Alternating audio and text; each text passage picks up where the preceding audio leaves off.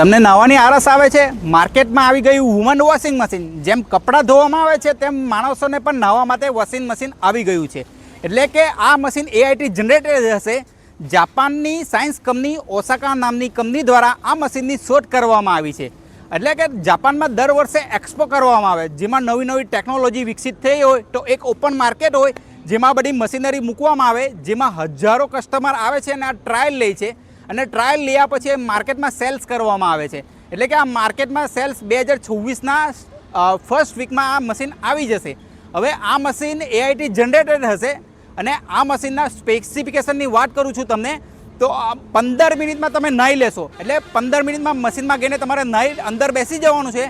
એટલે ઓટોમેટિક એના પાણીના બબલ્સ આવશે, પછી પાણીનું ટેમ્પરેચર હશે જે તમારા બોડીના બાયોલોજિકલ પાર્ટ્સને રીડ કરીને પાણી ઠંડુ અને ગરમ એડજસ્ટમેન્ટ કરીને આવશે. અને આ મશીનની ખાસિયત એ છે કે આ મશીનમાં એક ડિસ્પ્લે પણ આપશે, જેથી તમારે વિડીયો પણ વોચ કરી શકાશે અને તમારે સંગીત સાંભળવું હોય તો પણ સંભળાશે.